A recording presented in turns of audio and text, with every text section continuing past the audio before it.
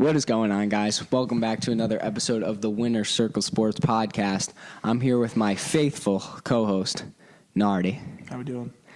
Today we have two great series to talk about, two superstar matchups, two heavy hitters, two big ballers, two big markets, and a lot of great baseball. Nardi, who are the Yanks playing?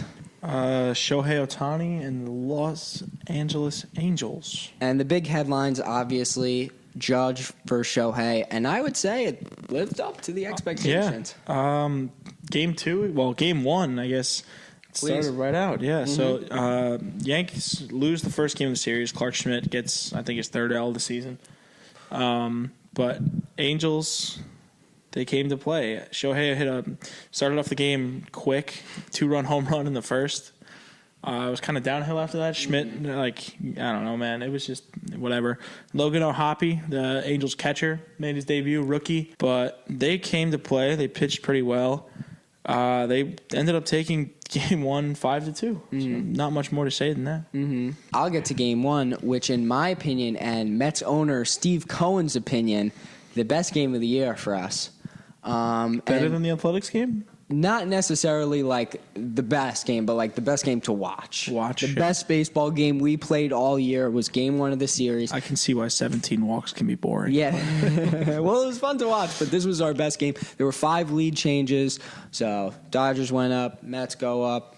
Obviously, you understand what a lead change is. 14 hits on the night for the Metropolitans, which is rare. You don't see that too often, so you enjoy that.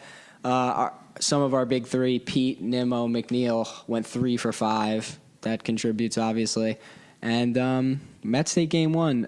Very, very fun baseball game. And I should have been asleep, but it just kept me up. It was a good game. Good. It's good to hear. Going into game two, like I said earlier, best of both worlds here. Angels fan, you're happy. Yankees fan, you're happy, especially if you were in Yankee Stadium. First inning, Shohei again, lasers one, center field. But the 6'7" giant himself, Aaron Judge, brings it back, robs his home run. Next inning, Judge goes out. Well, bottom of that inning, technically. Judge goes out and crushes one, hits a home run. Unreal. Robs one, and then hits one. Unreal. Johnny Brito pitched this game, had a good comeback after his poor 9-run first inning. So that was good to see, and see that it didn't really, for a young pitcher, that's like it didn't really leave a toll on him. So it was good to see. But Yanks end up winning that one 3-2, first walk-off win of the series, well, of the season. Glaber hit an RBI sac fly in the top of the 10th, well, bottom of the 10th. And the sac fly and the walk in a run are the two worst ways to walk off a game. Yeah, I pretty guess much. Sac fly would be second. Game two for the Metropolitans was up against Clayton Kershaw, who was bidding for his 200th career win, and boy, did he get it. Pitch a gem of a game. Again, I could be a sour guy, but I'm a big fan of baseball. I want to see a Hall of Fame pitcher get his 200th win in style. 7 innings, allowed 3 hits, 9 strikeouts, 105 pitches. I mean, the only thing better is seeing that in person. If you were a Dodgers fan, I hope you were able to go to that game. Beautiful. They got 2 innings from the pen.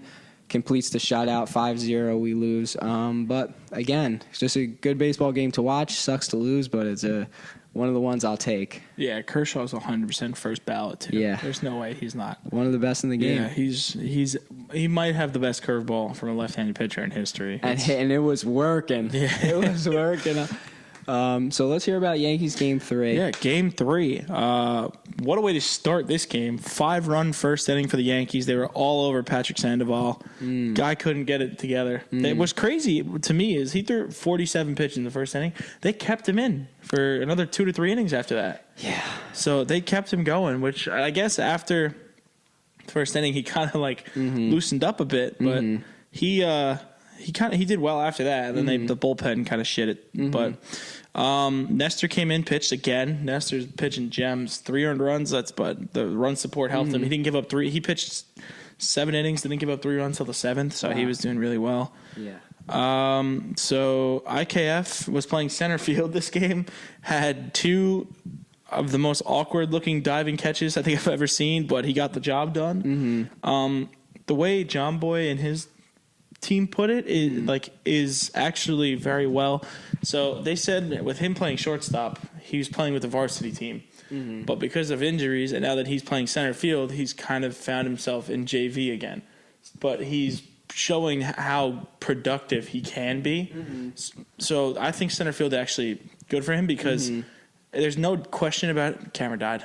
Found himself in JV, but he is proven why he can be varsity. Mm-hmm. There's no question about his athletic ability out there in the field. He's made some insane plays, but he's happy. He looks happy too. He's smiling. He's running off the field, high-fiving people.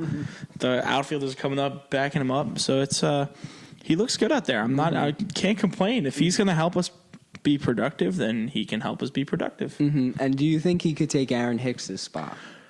Hicks is an outcast in this team. Hicks, we should have traded Hicks a while ago, but the problem is I don't think anybody – I know there's no salary cap in baseball, but no one wants to pay him what the Yankees paid? So in 2018 or I'm not sure if it was 17 or 18, but the Yanks signed him to a 7-year, $35 million contract or something, which isn't a lot, per year, but or not per year. Total, total, but or some I don't know. But for him, it's he had one breakout season in 17 or 18, whatever year they made the playoffs, and he was really good. And he's just shit the bed since then. You love getting paid after a big year, though. So he got the bag, it seems like, but yeah, but he's no Aaron Judge. It's tough. It's tough getting booed though nightly. Yeah, I got feel for the guy. I think we should. I think he's run his course in New York, and we should have let him go. And I think all Yankees fans kind of agree. We should have let him go last year, but I don't know why we haven't yet. And I think we're just holding on to him until Bader gets healthy and Bader can go play center field again. Sure. Okay. That's interesting. I guess I would agree as well. I know you were a big IKF fan from the trade. Yeah, I really liked him. So I don't think he's bad. I don't think he was bad. I think the reason I'm going to put this, the reason I think he had so many errors last year was because he was making plays but couldn't finish the throw, and because he would throw it late and not instead of not holding on to it and letting it get a base hit, he would throw it and it would he'd try and get it there when it didn't. There was no play on it, but. I think he's pretty. I don't know. I like IKF. I don't think he's bad. I think he's a great player to have on the bench. Like you said, he's a utility guy. He can play the infield. He can play the outfield. I think he'll get more than one shot this year. So. And he had a huge single in Game 3. He came up, the bases were loaded, and he hit a single, shot a ball right back up the middle, scored another 2 runs for us, and we kind of put the sword in the stone, I guess, sealed it for us. Absolutely. Well, that's awesome. Game 3 from the Mets was quite the spectacle. And I feel like I said to you before, I feel like we kind of breezed over whoever your guy was. Herman. But I think that's because they didn't toss him. They just said... They checked him, but never really... Checked him, and then nothing after that. So maybe it was a little bit different. Obviously, it was a lot different. But Max Scherzer pitching in Game 3 against his old team, I guess you could say. And he gets thrown out of the game. Obviously, there were foreseen circumstances before that. A couple innings, they had him go in, come back out and get checked, go back in. They didn't like it, come back out. So... I guess, first of all, I've heard the word rosin way too many times to say it more than that time. That's my first thing. So you won't hear me say that again because I've heard it way too much. I'm not too big of a fan of the word either. I don't think it's a great word, and I will not say it again. The second thing I have to say I'd like to say one more thing before I get back to that, which is, like Scherzer said himself, he would have to be stupid to say, we're going to let you go, clean your hands, come back out, and then to cheat again and then come back out. I mean, it just doesn't make sense. Yeah. Can you agree with that? So Can you agree with that? I agree. All right, you're not going to say it, but I'm going to say it. So I'll say it once. So Trevor Bauer, I know he's not a very well-liked guy. Just don't say the R word. It's R word's off limits. All right, R word's off limits. But he made a video where they told him to go clean his hands, right? So he went, cleaned his hands. So what Bauer did was he poured a bottle of water on his hands, right? Picked up the little hacky sack that he was playing with, threw it around, right? And he went like this. Ball would just drop, right? He went like this, pushed his hands through his hair, got his hands all nice and sweaty, mixed it with the hacky sack, and he was going like this. Ball was sticking to his palm, and he would not get it off. That's what Herman was saying. It was sticky because of that. But they came up. The MLB came up with a very bullshit excuse. I don't know if you saw it. It was like I don't know if Manfred said it or the guy who runs the umpire thing said it, but he was like, "I'm going to use the R word, based on our umpires." At your own risk. They took a class for rosin detection skills. That's a class they took apparently. They said it was too sticky compared to that. But Max Scherzer, who is an all-time great pitcher, why would he cheat? I appreciate you saying that. I appreciate There's you saying no that. reason for him to cheat. Herman, I could see. Herman sucked his first 2 starts, and then he went out and pitched 8 innings and struck out 11 people. But Scherzer doesn't need to do that. He can strike out 11 people with that one hand behind his back. I appreciate There's that. no reason for him to cheat. I don't like him not appealing his suspension either is like annoying, but it is what it is at this point. You can't really do anything about it. Sure. So I have a few things, obviously, to say, and in addition to that is I'd like to even be the own devil's advocate, and which is what I guess people could say is that he's getting older, he's losing the edge. He's the greatest pitcher in the game right now, but he's just lost his edge. And I don't believe it. I honestly wasn't the biggest believer when he first came over. He absolutely proved me wrong. Please. There's one more thing that I forgot to mention. Say whatever you gotta say. So since the crackdown and they've started checking pitchers every inning, right? Since that crackdown, there has been 3 pitchers thrown out. Oh, sure. 2 bums and Max Scherzer. All right? Sure. But it was the same head field official for all 3 of those pitchers. All 3. Phil Cuzzi is his name? It's Phil something. I was going to say Phil Nevin, Cuzzi. but Nevin's a head coach, I think. Sure. But he was the head umpire for all 3 of those ejections. So I think Phil Cuzzi, or whatever the hell his name is, needs to get his head out of his ass and take a note from everybody else and figure out what the hell he's doing wrong, because then half the fucking league would be kicked out. Sure. And I don't know how recently those 3 examples happened, I guess. There's like one. It's been like one a year since like they started doing the crackdowns. So, again, I'd like to say a few things about that. I've heard 2 theories today at work about what could possibly be the reasons. And they think Dave Roberts is the orchestrator of the whole thing, and this guy's cut in somehow, this umpire. But one reason, because Max obviously played for the Dodgers for 8 months, and then left the teams, I don't know, on good terms or bad or whatever, but maybe he and Dave Roberts had some beef.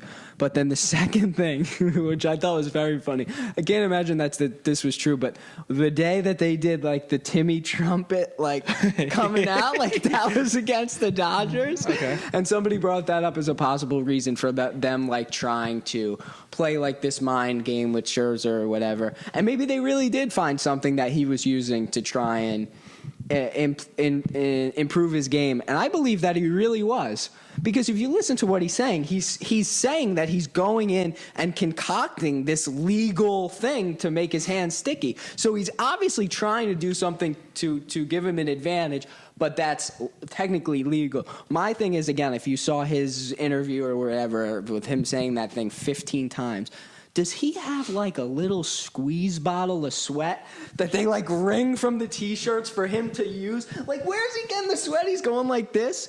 What is he using? He doesn't have much hair, so. But he's saying he's washing his hands and then reapplying sweat.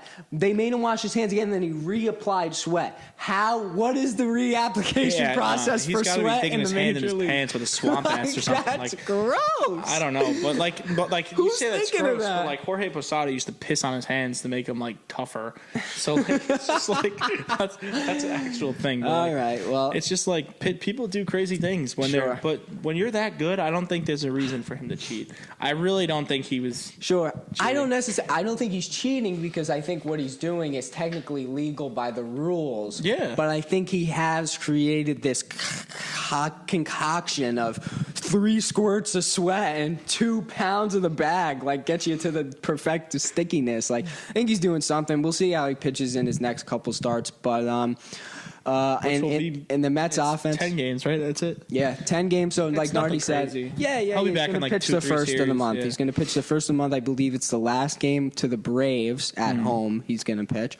So that would be a good one, especially if we lose a couple of the first games. But the Mets actually ended up winning that game. The bullpen pitched great. This guy named Yaka Bonus, who I never heard of. What a name. Until he pitched in the Orioles series. So I guess he just got called up. It was second time pitching. He pitched like 2 1/3 or 2 3/3 inning. But Brandon Nimmo, man, God love him. 5 for 5, hits his first home run of the year. So did Jeff. 2-run shot. Again, just like great baseball game. That was a really, really fun series to watch. I wish it was a little bit earlier Eastern time, but that's what you get when you play those LA teams. We got the Giants for 4 next. Nardi, Yanks have. Blue Jays.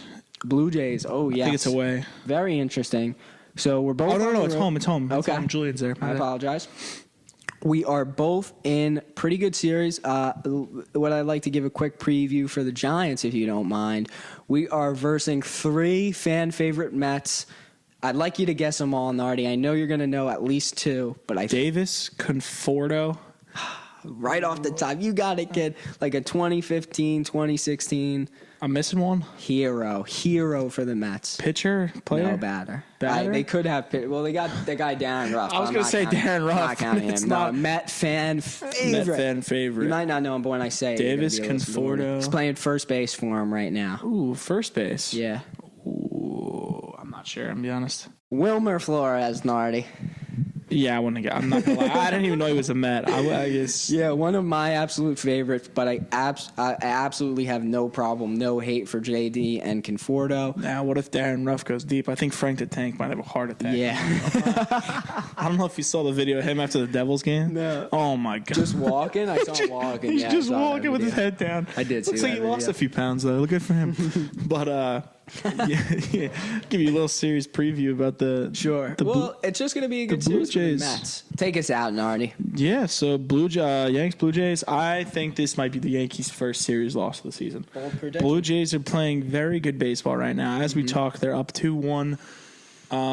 I honestly think the Blue Jays are a very good team, and they could easily continue the streak that they have. So I'm gonna say we lose this year. I think it's only 3 games. So I think it's going to be 1 game Yanks. I'll say 2 Blue Jays. Nice. Game 1 Blues, game 2 Blues, game 3 Yanks. Nice. Then I'll tease a little thing.